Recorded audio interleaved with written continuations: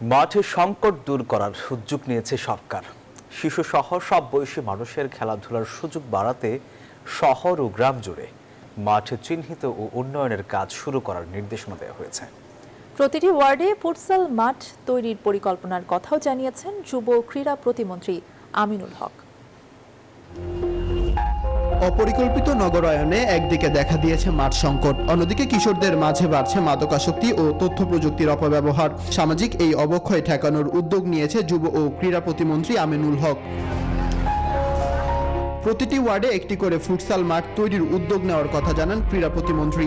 মন্ত্রণালয়ের সভাকক্ষে সারা দেশে খেলার মাঠ নির্ধারণ, উন্নয়ন ও বাস্তবায়নের লক্ষ্যে গঠিত কেন্দ্রীয় কমিটির প্রথম সভায় সভাপতির বক্তব্যে তিনি এই পরিকল্পনার কথা জানান।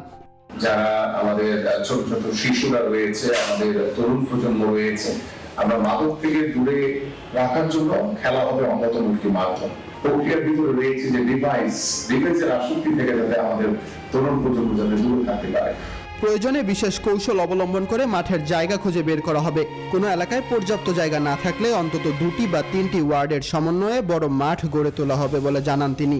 আমাদের ঢাকা মহানগর উত্তর এবং দক্ষিণে আমরা দৃশ্যমান মাঠ সংরক্ষণ করার জন্য মুরব্বীরা যারা রয়েছে তারা যাদের নিজেদের শরীরকে সুস্থ রাখার জন্য সকালে এবং বিকালবেলা তারা যাতে হেঁটে তাদের শরীরকে সুস্থ রাখতে পারে। সিটি কর্পোরেশন, গণপূর্ত বিভাগ ও বিভিন্ন শিক্ষা প্রতিষ্ঠানের অধীনে থাকা খালি জায়গাগুলোতে দ্রুত চিহ্নিত করে শিশুদের খেলাধুলার জন্য উন্মুক্ত করা হবে। মাঠগুলোকে সব বয়সের মানুষের জন্য উপযোগী করে গড়ে তুলতে চারপাশে হাঁটার পথ বা ওয়াকওয়ে তৈরির পরিকল্পনাও রয়েছে। এছাড়া প্রতিটি ইউনিয়ন ও উপজেলা সদরের অন্তত একটি করে খেলার মাঠ নির্ধারণের সিদ্ধান্ত হয়েছে। মাহাদি হাসান, নিউজ 24।